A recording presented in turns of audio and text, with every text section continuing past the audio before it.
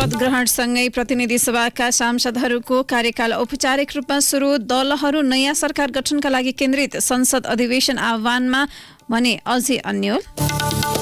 सरकारी विद्यालयमा माध्यमिक तहमा विषयगत शिक्षकको अभाव, शिक्षकको कमीका कारण विद्यार्थीको नतिजा समेत कमजोर हुँदै गएको सरकारी प्रतिवेदनको निष्कर्ष। नेपालमा 72% जनसङ्ख्या अझै पनि बचत र ऋणका लागि परिवार र आफन्तसँग निर्भर। नेपालीको वित्तीय साक्षरता 58% मात्र पुगेको राष्ट्र बैंकको तथ्याङ्क। अफगानिस्तानमा उच्च शिक्षामा महिलालाई लगाइएको प्रतिबन्धको विश्वव्यापी रूपमा निन्दा। आफ्नो निर्णयमा हस्तक्षेप नगर्न तालिबानी प्रशासनको आग्रह। र नेपाल T20 लिग काठमाडौँमा भोलिदेखि मात्रै सुरु हुने। विदेशी खेलाडीको श्रम स्वीकृति प्रक्रिया लगायतमा क्रिकेटसँग गम्भीर देखिएन।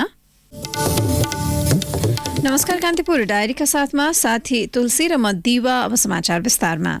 प्रतिनिधि सभाका नवनिर्वाचित सांसदको नयाँ कार्यकाल औपचारिक रूपमा सुरु भएको छ। पद तथा गोपनीयताको शपथ ग्रहण गरेसँगै प्रतिनिधि सभाका सदस्यहरूको कार्यकाल सुरु भएको संघीय संसद सचिवालयले जनाएको छ। हिजो 271 सांसदले शपथ ग्रहण गर्दै सांसदको लोगो समेत प्राप्त गरेका छन्। एक सामग्री।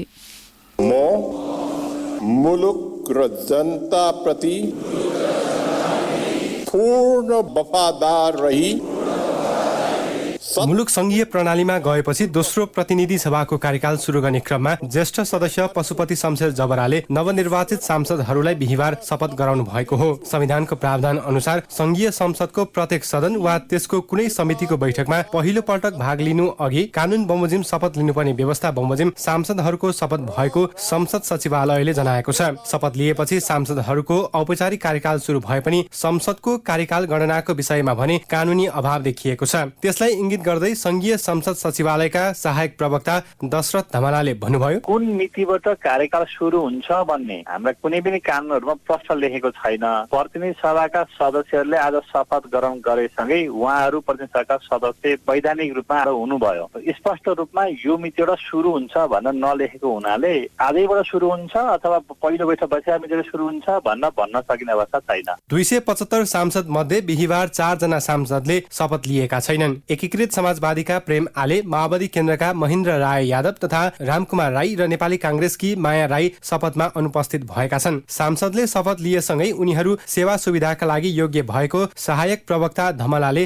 जानकारी दिनुभयो। शपथ ग्रहण पनि गरिसक्नुभयो। उहाँहरूले अब आफ्ना स्वकीय सचिवहरू नियुक्ति गर्ने कुरा चाहिँ निश्चित प्रक्रिया पूरा गर्नुपर्छ। उहाँहरूले जानकारी गराउनुपर्छ, सचिवालयलाई लिखित रूपमा उल्लेख गराउनुपर्छ। एकाउन्ट नम्बर उहाँहरूको चाहिँ बैंक खाता नम्बर सचिवालयलाई उपलब्ध गराउनु पर्छ। 1-2 दिनमा हाम्रो सचिवालयले सूचना निकाल्छ। त्यसपछि त्यो एकाउन्ट नम्बरमा उहाँहरूको सेवा सुविधा हामीले उपलब्ध गराउँछौँ र उहाँहरूले सेवा सुविधा पनि आजको मितिबाट सदस्यको रूपमा प्राप्त गर्नुहुनेछ। भ्रष्टाचार अभियोगमा विशेष अदालतमा मुद्दा खेपिरहेका कांग्रेसका सांसद टेक बहादुर गुरुङ र हत्या अभियोगमा फरार सूचीमा रहेका एमालेका सांसद लक्ष्मी महतो कोइरीले बिहिबार प्रतिनिधि सभा सदस्यको रूपमा शपथ लिएका छन्। अदालतमा मुद्दा खेपिरहेका र हत्या अभियोग लागेका सांसदले शपथ लिएको भन्दै सार्वजनिक रूपमा टिप्पणी भएको छ। तर संसद सचिवालयले भने ती सांसद बारे कुनै उजुरी आफूहरू समक्ष नआएको बताएको छ। सहायक प्रवक्ता धमलाले भन्नुभयो, कानून बमोजिम पाउने या नपाउने भन्ने सम्बन्धमा त्यसको निर्णय गर्ने अधिकार संघीय संसद सचिवालयलाई हुँदैन। सचिवालयलाई त्यसको जानकारी उपलब्ध हुनुपर्छ। हाम्रो संवैधानिक कानुनी व्यवस्था बमोजिम सचिवालयलाई त्यसको जानकारी भयो भने त्यसको व्यवस्था मिलाउने हो। सचिवालयलाई त्यस खालको जानकारी प्राप्त भएको छैन। नवनिर्वाचित अधिकांश सांसदले नेपाली भाषामा शपथ लिँदा 26 जनाले भने मातृभाषा सहित अन्य भाषामा शपथ लिएका छन्। उनीहरू मध्ये स्वतन्त्र उम्मेद्वार किरण कुमार शाहले संस्कृत भाषामा शपथ लिनुभयो। शपथ ग्रहणमा जाँदा पहिलो पटक संसद प्रवेश गरेका सांसदहरूमा बेग्लै उत्साह देखिन्थ्यो। त्यस्तै कतिपय सांसदहरू आफ्नो संस्कृति र वेशभूषा झल्किने पोसाक लगाएर संसद भवनमा पुगेका थिए। सांसदको कार्यकाल सुरु भए पनि प्रतिनिधि सभाको अधिवेशन आह्वान बारे भने अझै अन्यल देखिएको छ। रेडियो कान्तिपुरका लागि सूरज राजथला। प्रतिनिधि सभा सदस्यको शपथसँगै दलहरू अब नयाँ सरकार गठनमा केन्द्रित हुने भएका छन्। नवनिर्वाचित सांसदहरूको शपथ ग्रहणपछि दलका शीर्ष नेताहरूले अब सरकार गठनका लागि अघि बढ्ने बताएका छन्। माओवादी केन्द्रका अध्यक्ष पुष्पकमल दाहालले सबै प्रक्रिया सहज ढंगले अघि बढेकाले अब सरकार गठन प्रक्रिया पनि सहज ढंगले नै अघि बढ्ने बताउनुभयो। निर्वाचन प्रदेश र सङ्घको शान्तिपूर्ण र सफलतापूर्वक सम्पन्न भयो। आज शपथ ग्रहण पनि राम्रोसँग बडो उत्साहको वातावरणमा सम्पन्न भयो। अब सरकार पनि त्यसै गरी बन्छ र काम अगाडि। शपथ ग्रहणपछि एकीकृत समाजवादी पार्टीका अध्यक्ष माधव कुमार नेपालले गठबन्धन सरकार बीच सरकार गठन लगायत विषयमा छलफल गर्ने बताउनुभयो। हिजो मात्रै नेपाली कांग्रेसको संसदीय दलको नेताको चयन भइसकेपछि हामी बस्नुपर्ने अवस्था थियो। अस्ति नै बस्ने कुरा थियो, म बिरामी परेको हुनाले बस्न सकेन। अब हिजो पनि म बिरामी नै, अहिले पनि बिरामी नै छु। आज मिल्छ कि भोलि मिल्छ हामी बस्छौँ, बसेर समग्र पक्षको बारेमा हामी छलफल गर्छौँ। सिङ्गो राजनीतिको पनि हामी समीक्षा गर्छौँ र मुलुकको राजनीतिलाई कुन दिशामा लिएर जाने, जनताका चाहना अपेक्षाहरू कस्ता छन्, ती सबै कुरालाई ध्यानमा राखिकन राष्ट्रिय प्रजातन्त्र पार्टीले भने आफूहरू तत्काल सरकारमा नजाने संकेत गरेको छ। सो पार्टीका अध्यक्ष राजेन्द्र लिङदेनले एमाले र कांग्रेस मिलेर सरकार बनाए स्थिर हुने बताउनुभयो। खास गरी कांग्रेस र एमाले मिलेर सरकार बनाओस् भन्ने हाम्रो चाहना छ, स्थिरताको लागि। भएन भने पनि अहिलेको गठबन्धनले सरकार बनाओस्, हामी प्रतिपक्षमा बसौँ भन्ने छ। त्यो बन्न सकेन र राष्ट्रिय प्रजातन्त्र पार्टीको पनि भूमिका देखिने भयो र आवश्यकता पर्ने भयो भने हामी त्यसपछि छलफल अगाडि बढ्छौँ। हामीले सरकारमा जाने या समर्थन गर्ने चाहिँ अकारण गर्दैनौँ। केवल सरकार निर्माणको लागि मात्रै समर्थन गर्ने अथवा चाहिँ मन्त्री पदका लागि मात्रै सरकारमा जाने, यी दुवै कामहरू हामी गर्दैनौँ। राष्ट्रिय स्वतन्त्र पार्टीका अध्यक्ष रवि लामिछानेले सरकार गठनका विषय छलफलकै क्रममा रहेको उल्लेख गर्नुभयो। केही दिनपछि सरकारमा सामेल हुने नहुने विषय टुङ्गो लाग्ने उहाँको भनाइ छ। छलफलको नतिजा निस्किसकेको छैन। हामीले भन्दै आएका छौँ, हामी जाने, व्यक्ति जाने, पार्टी जाने भन्ने कुरा होइन। एजेन्डाहरू छन्, ती एजेन्डाहरू सम्बोधन हुने हकमा एजेन्डाहरू जाने हुन्। त्यस ढङ्गले भर्खरै अब कुराकानीहरू अगाडि बढेको छ। सायद हाम्रो अवधारणाको राष्ट्रपति नन पार्टिसन नै हो, राजनीतिभन्दा बाहिर रहेकै हो। तर हामीले त्यसो भनिरहँदा त्यो परिकल्पना एउटा सांस्कृतिक स्वरूपको परिकल्पनाको कुराकानी गर्नुपर्ने हुन्छ। त्यस ढङ्गमा अब एउटा स्वच्छ छवि भएको मान्छे हुनुपर्छ भन्ने हाम्रो धारणा रहि नै आएको हो। र अहिले यसबारेमा पनि अब भएका अहिले जति पनि राष्ट्रपतिका लागि दावेदारहरू जुन देखिएका छन्, उहाँहरू पनि हामीले धारणा बनाउन पाइसकेका छैनौँ। सायद अब यता नेपाली कांग्रेसका महामन्त्री गगन थापाले यसअघिको अनुभवले नयाँ सांसदसँग मिलेर काम गर्ने बताउनुभयो। पार्टीको व्हिप मान्ने प्रचलन अन्त्य गर्नुपर्ने उहाँको भनाइ थियो। एउटा सांसदको रूपमा योभन्दा अगाडि गरेको जुन अनुभवहरू छ, त्यो अनुभव लिएर नयाँ आएको साथीहरूसँग मिलेर काम गर्न चाहन्छु। पार्लियामेन्टको रोलमा जस्तो लिएर जानुपर्ने पटक्कै लिएर जान सकिएको छैन। क्रस पार्टी काम गर्ने हामीका प्रचलनै छैन। एक प्रकारले भन्यो आज सबै साथीहरू देख्छु म, नयाँ उत्साह हुन्छ। हामीका व्हिपको यति गलत प्रयोग भएको छ, अभ्यास भएको छ। सांसदहरू चाहिँ एउटा विधायकको रूपमा आफ्नो भूमिका निर्वाह गर्ने कुरामा हामी एकदम कमजोर भएका छौँ, हुन्छौँ, चुक्छौँ। अहिले पछाडि कस्तो हुन्छ भने एकदमै यान्त्रिक जस्तो हुन्छ। सरकार पक्ष एक ठाउँमा, प्रतिपक्ष एक ठाउँमा, अनि हामी क्रस पार्टी काम गर्दैनौँ।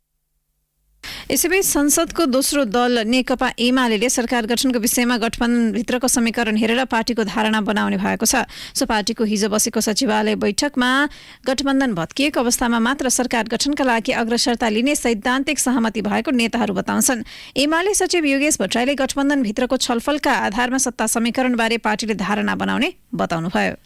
यसैबीच प्रतिनिधि सभामा प्रतिनिधित्व गर्ने दलहरूले आफ्ना संसदीय दल नेता चयनलाई तीव्र दिएका छन्। अहिलेसम्म संसदको पहिलो दल नेपाली कांग्रेसले मात्र निर्वाचनको माध्यमबाट संसदीय दलको नेता चयन गरेको छ। एमाले, माओवादी केन्द्र, एकीकृत समाजवादी, राष्ट्रिय स्वतन्त्र पार्टी र राप्रपा लगायत दलले भने पार्टीको बैठकबाट संसदीय दलको नेता छानेका छन्। कांग्रेस संसदीय दलको निर्वाचनमा प्रधानमन्त्री एवं सभापति शेरबहादुर देउवासँग महामन्त्री गगन थापा पराजित भए पनि थापाको प्रतिस्पर्धाले दलहरूमा पुस्तान्तरणको सन्देश गएको विश्लेषण भइरहँदा खास गरी कम्युनिस्ट पार्टीहरूले लोकतान्त्रिक प्रतिस्पर्धा अवलम्बन नगरेको भन्दै टिप्पणी भएका छन्। एक रिपोर्ट। एमाले 2048 देखि 2070 सालसम्म दलको नेता चयन गर्दा सर्वसम्मत र निर्वाचन दुवै प्रक्रियालाई अवलम्बन गर्दै आएको छ। कम्युनिस्ट पार्टी भए पनि आन्तरिक लोकतन्त्रलाई सबल बनाउँदै गएको भन्दै प्रशंसा कमाउँदै आएको एमाले यो पटक प्रतिस्पर्धा बिना नै संसदीय दलको नेता चयन गरेको छ। 2070 सालको निर्वाचनमा तत्कालीन अध्यक्ष झलनाथ खनाललाई पराजित गर्दै संसदीय दलको नेतामा निर्वाचित केपी शर्मा ओली 2074 र 2079 मा सर्वसम्मत दलको नेता चयन भएका छन्। 9 वर्ष अघि संसदीय दलको निर्वाचनबाट निर्वाचित ओली लगातार 2 पटक अध्यक्ष निर्वाचित हुँदै 2079 सालसम्म आइपुग्दा संसदीय दलमा सर्वसम्मत भएका हुन्। यो पटक प्रतिस्पर्धा नगरी ओली संसदीय दलको नेता भएपछि राजनीतिक वृत्तबाट एमाले लोकतान्त्रिक पद्धतिलाई स्वीकार नगरेको टिप्पणी भएको छ। निर्वाचनको प्रक्रियालाई अवलम्बन नगरेको एमाले प्रति भइरहेको आलोचना बारे नेता विशाल भट्टराईले भने एमालेमा चाहिँ व्यक्तिवादी भयो, निर्वाचन भएन भन्ने प्रकार प्रकारले त्यो एकदमै गलत कुरा हो। किनभने हामीले निर्वाचनको पूर्व सन्ध्यामा हाम्रो पार्टीका अध्यक्षलाई आगामी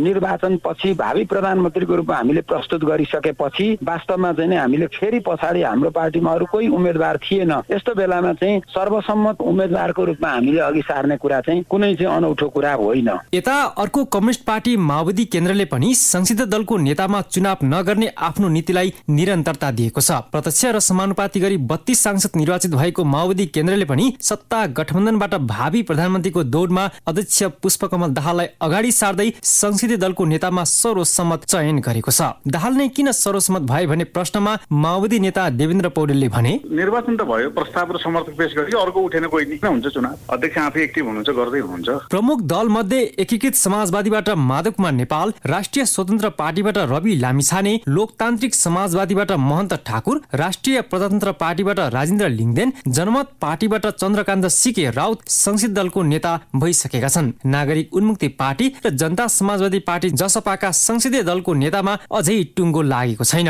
रेडियो कान्तिपुरका लागि खिलनाथ ताजपुरिया। कान्तिपुर डायरीमा अब ब्रेकको पालो। ब्रेकपछि कान्तिपुर डायरीमा अब कान्तिपुर सविस्तार। कान्तिपुर सविस्तार। गत वर्षको माध्यमिक शिक्षा परीक्षा एसईईमा गणित, विज्ञान तथा अंग्रेजी विषयमा मध्यमभन्दा तलको ग्रेड ल्याउने विद्यार्थीको संख्या आधा छ। करिब 5 लाख परीक्षार्थी सहभागी परीक्षामा औसतमा 2,50,000ले मात्र 2 भन्दा माथि जीपीए ल्याएका छन्। यसरी प्रत्येक वर्ष करिब आधा विद्यार्थीको नतिजा खस्कदै जानुको प्रमुख कारण मध्ये माध्यमिक तहमा विषयगत शिक्षकको अभाव प्रमुख कारण रहेको सरकारी अध्ययनले देखाएको छ। शिक्षा विज्ञान तथा प्रविधि मन्त्रालयको पहलमा राष्ट्रिय योजना आयोग गठन गरेको समितिको अध्ययनमा माध्यमिक तहमा शिक्षकको अभाव खड्किएको देखिएको छ। कान्तिपुर डायरीमा अब कान्तिपुर सविस्तार। मुलुकका 9,447 माध्यमिक विद्यालयमा 43,012 जना शिक्षक आवश्यक रहेकामा त्यसको 45% अर्थात् 19,517 मात्र कार्यरत रहेको प्रतिवेदनमा उल्लेख छ। सो अवस्थामा माध्यमिक तहमा 24,384 जना शिक्षक अपुग भएको देखिन्छ। दरबन्दी पूरा भएका विद्यालयमा समेत विषयगत शिक्षकको अभाव रहेको समितिको निष्कर्ष छ। भएका शिक्षक समेत सेवा सुविधा कम भएको भन्दै आफ्नो पेशामा सन्तुष्ट नभएको पाइएको छ। सो अवस्था सुधारका लागि प्रारम्भिक बाल शिक्षाबाटै शिक्षकको मनोबल बढाउन पहल गर्नुपर्ने आवश्यकता देखिएको समितिका एकजना सदस्य एवं अभिभावक महासंघका अध्यक्ष सुप्रभात भण्डारी बताउँछन्। प्रारम्भिक बाल विकास भनेको अत्यन्त महत्त्वपूर्ण हो, तर त्यहाँ काम गर्ने शिक्षिकाहरूको तलब भनेको 8-9 हजार हुन्छ।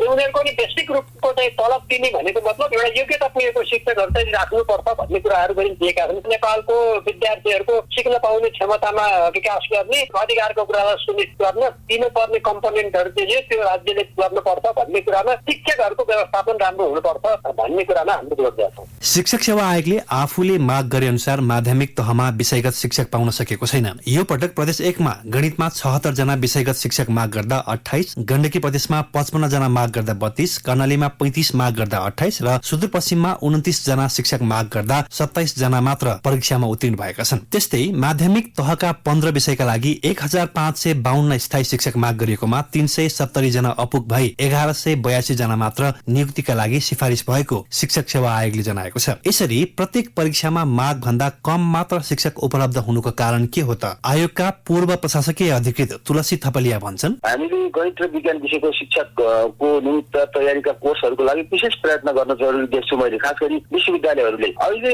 विज्ञान विषयबाट सोझै आउन शिक्षक बन्नको लागि लाइसेन्सको कुरा इत्यादि आवश्यकताको कारणले गर्दाखेरि के बाधा छ? दोस्रो चाहिँ त्यो विषयको पढ्ने संख्या नै कम छ। विश्वविद्यालयमा गएर हेर्ने हो भने पनि विज्ञान र गणित विषय पढ्ने विद्यार्थीको संख्या कम हुँदै गएको अवस्था छ। त्यो दुईटा कुराले गर्दाखेरि चाहिँ हामीलाई शिक्षक आपूर्तिमा समस्या भइरहेको जस्तो लाग्छ मलाई। आवश्यक दरबन्दी भन्दा 55% शिक्षक कम हुँदा विद्यार्थीको शैक्षिक उपलब्धिमा प्रत्यक्ष असर परेको छ। तर विद्यार्थीको सिकाइ क्षमतामा विकास गर्न उपलब्ध शिक्षकले समेत भूमिका खेल्न नसकेको कतिपय शिक्षाविदको बुझाइ छ। राष्ट्रिय परीक्षा बोर्डका पूर्व अध्यक्ष चन्द्रमणि पौडेल भन्छन्, अन्त कतै पढ्न सक्दिन भन्ने भइसकेपछि केही अपवादलाई छाडेर मान्छेहरू एजुकेसन पढ्ने भए।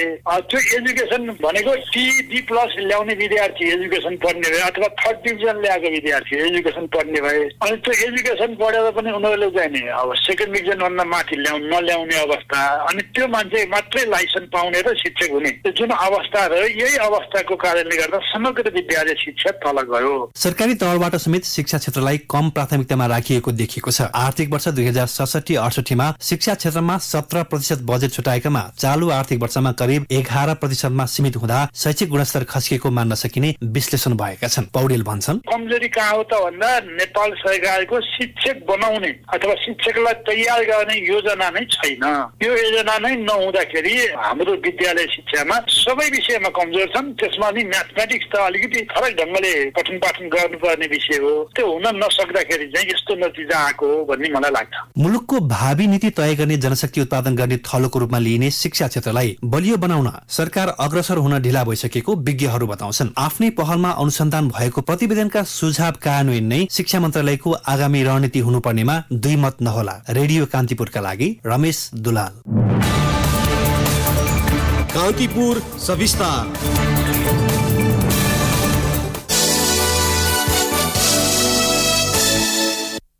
हत्या अभियोगमा करिब 2 दशकदेखि कारागारमा कैद भुक्तान गरिरहेका फ्रान्सेली नागरिक चार्ल्स सोब्राजलाई पुनः नेपाल आउन नपाउने गरी डिपोर्ट गरिने भएको छ। सर्वोच्च अदालतको बुधबारको आदेश बमोजिम सोब्राज आज कारागारबाट मुक्त हुँदैछन्। केन्द्रीय कारागारको गोलघरमा रहेका उनलाई आज कैद मुक्त गरी अध्यागमन विभागको जिम्मा लगाउने तयारी छ। आवश्यक कानूनी प्रक्रिया सकेर उनलाई पुनः नेपाल आउन नपाउने गरी फ्रान्स पठाइने गृह मन्त्रालयका एक अधिकारीले बताए। नेपालमा अपराध गरेका विदेशी नागरिकलाई समय तोकेरै नेपाल फर्कन रोक लगाउन सक्ने अधिकार विभागसँग छ। त्यसको प्रयोग गरेर सोब्राजलाई आउनै नपाउने गरी डिपोर्ट गर्न लागि विभागले यस विषयमा गृह मन्त्रालयसँग पनि राय लिएको थियो। गृहले कानूनमा भएको अधिकार प्रयोग गरेर आवश्यक निर्णय लिन निर्देशन दिएको छ।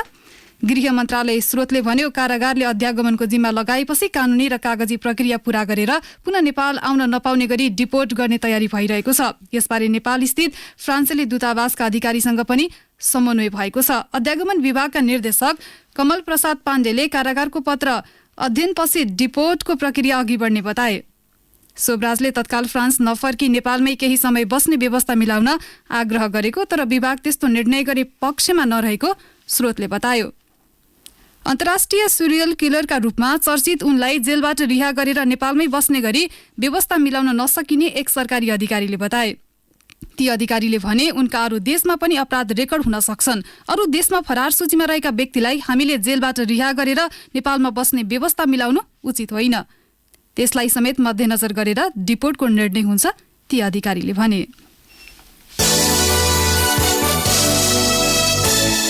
चीन लगायत छिमेकी देशमा कोरोना संक्रमण तीव्र रूपमा फैलिएपछि नेपालमा पनि सतर्कता अपनाउन थालिएको छ। स्वास्थ्य मन्त्रालयले चीन, भारत, दक्षिण कोरिया, अमेरिका लगायत देशमा संक्रमण वृद्धि भएको जनाउँदै सबै प्रवेश बिन्दुका हेल्थ डेस्क र स्वास्थ्य संस्थाले आवश्यक स्क्रिनिङ, निगरानी, सतर्कता लगायत आवश्यक तयारीका लागि सतर्क गराएको छ। संक्रमण देखिएका मुलुकसँग समन्वय गर्दै निगरानी बढाउन सुरु गरिएको समेत मन्त्रालयले जनाएको छ। यद्यपि चीन लगायत मुलुकमा पुष्टि भएको ओमिक्रोनको नयाँ सब भेरिएन्ट BF7 नेपालमा पुष्टि नभएको स्वास्थ्य मन्त्रालयका सहप्रवक्ता डाक्टर समीर कुमार अधिकारीले बताउनु भएको छ।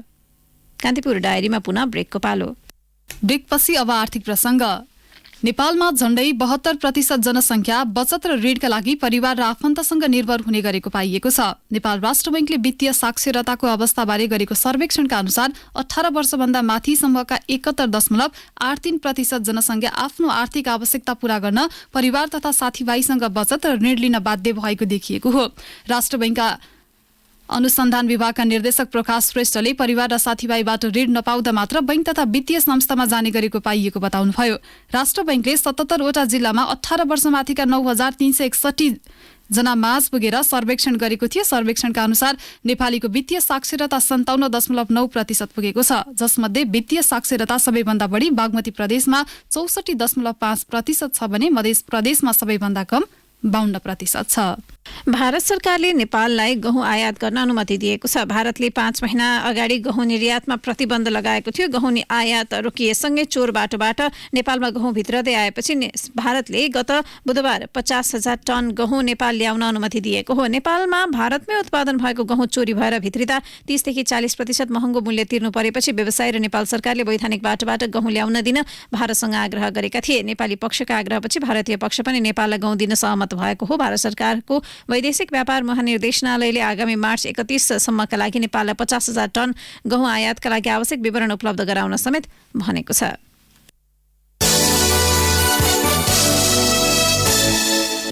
अब अन्तर्राष्ट्रिय प्रसङ्ग। अफगानिस्तानमा उच्च अध्ययनमा महिलालाई लगाइएको प्रतिबन्धको विश्वव्यापी रूपमै निन्दा भएको छ। अफगानी महिलाहरूको भविष्यलाई अन्धकारमा धकेल्ने गरी तालिबानले गरेको निर्णय फिर्ता लिन अमेरिकी विदेश मन्त्री एन्टोनी ब्लिङ्केनले आग्रह गर्नुभएको छ। चौतर्फी विरोधका बावजुद तालिबान सरकारले आफ्नो निर्णयमा हस्तक्षेप नगर्न विश्व समुदायले आग्रह गरेको छ। महिला विद्यार्थीहरूले इस्लामिक ड्रेस कोडको व्याख्यालाई पालना नगरेको कारणले आंशिक रूपमा महिलाहरूको लागि विश्वविद्यालयहरू बन्द गरेको तालिबानी प्रशासनको भनाइ छ। तालिबानी सरकारले अफगानी महिलाहरूका लागि गत बुधबारदेखि उच्च स्तरीय अध्ययनमा प्रतिबन्ध लगाएको हो। सो निर्णयको अफगानी महिला विद्यार्थीले पनि विरोध गर्दै प्रदर्शनमा उत्रिएका छन्। अब खेल प्रसङ्ग। नेपाल क्रिकेट संघ क्यानले नेपाल T20 लीग भोलि शनिबारदेखि मात्रै सुरु हुने बताएको छ। विदेशी खेलाडीहरूको श्रम स्वीकृति प्रक्रिया लगायत कारण देखाउँदै पूर्व निर्धारित मिति भन्दा एक दिनपछि लीग सुरु हुने भएको हो। खेलाडीको श्रम स्वीकृति जस्तो अत्यावश्यक विषयमा समेत क्यान गम्भीर नभएपछि प्रतियोगिता ढिला गरी सुरु हुने भएको हो। लीगमा 6 फ्रेन्चाइज टिमको सहभागिता रहनेछ। भारतीय कम्पनी 73 स्पोर्ट्सले सञ्चालन अधिकार पाएको लीग सुरुदेखि नै विवादित बन्दै आएको छ। यसैबीच क्यानले T20 लीगको टुर्नामेन्ट डाइरेक्टरका रूपमा महाप्रबन्धक वृत्तान्त खनाललाई नियुक्त गरेको छ।